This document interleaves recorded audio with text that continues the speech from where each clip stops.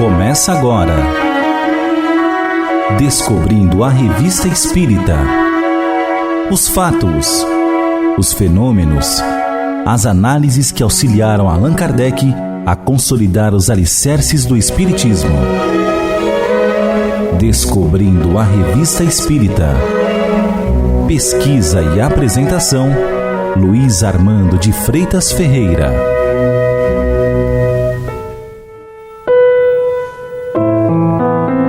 Mais de 20 bilhões de espíritos conscientes desencarnados compõem parte dos alunos matriculados no grande educandário chamado Terra, dentre as muitas moradas da casa de nosso Pai, como revelou o espírito Emmanuel no livro Roteiro, escrito em 1952. 2/3 ligados aos núcleos terrenos e 1/3 de espíritos relativamente enobrecidos transformados em condutores da marcha ascensional dos companheiros, escreveu André Luiz no Evolução em Dois Mundos, em 1958. Como se percebe, um trabalho imenso para conduzir o planeta à condição de regeneração. Em observação preservada na edição de outubro de 1866 da Revista Espírita, Allan Kardec oferece algumas ideias de como se processa esse gigantesco trabalho. Uma comparação vulgar fará se compreenda melhor ainda o que se passa nessa circunstância. Suponhamos um regimento, em sua grande maioria composto de homens turbulentos e indisciplinados. Estes provocarão incessantes desordens que a severidade da lei penal muitas vezes terá dificuldade em reprimir. Esses homens são os mais fortes porque mais numerosos. Sustentam-se, encorajam-se e se estimulam pelo exemplo. Os poucos bons não têm influência. Seus conselhos são desprezados, são ultrajados, maltratados pelos outros e sofrem este contato. Não é a imagem da sociedade atual? Imaginemos que tais homens sejam retirados do regimento 1 a 1, 100 a 100, e substituídos por igual número de bons soldados, mesmo pelos que tiverem sido expulsos, mas que se tenham emendado seriamente. Ao cabo de algum tempo, ter-se-á sempre o mesmo regimento, mas transformado. A boa ordem nele terá sucedido à desordem. Dar-se-á o mesmo com a humanidade regenerada.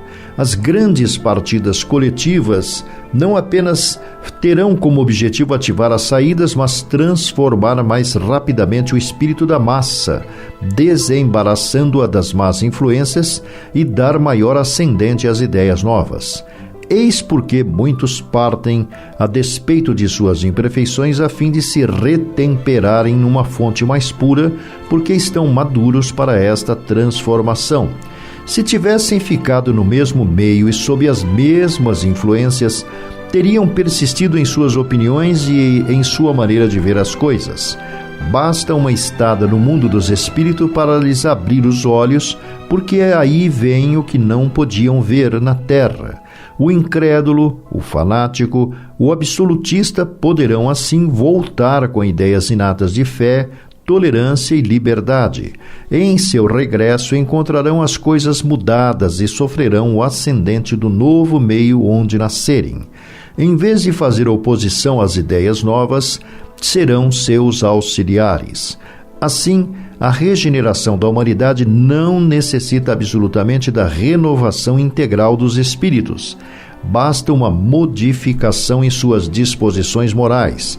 Esta modificação se opera em todos os que a isto forem predispostos, quando subtraídos à influência perniciosa do mundo.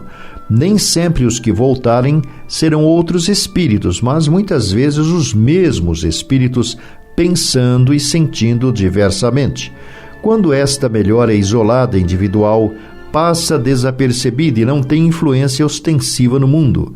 Outro será o efeito quando operada simultaneamente em grandes massas, porque então, conforme as proporções, em uma geração as ideias de um povo ou raça poderão ser modificadas profundamente.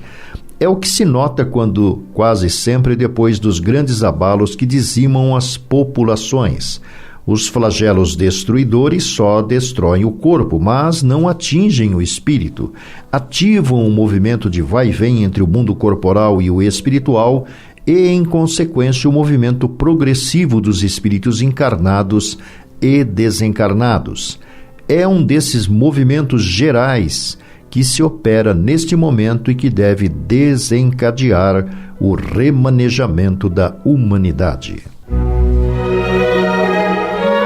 Você ouviu Descobrindo a Revista Espírita. Pesquisa e apresentação, Luiz Armando de Freitas Ferreira.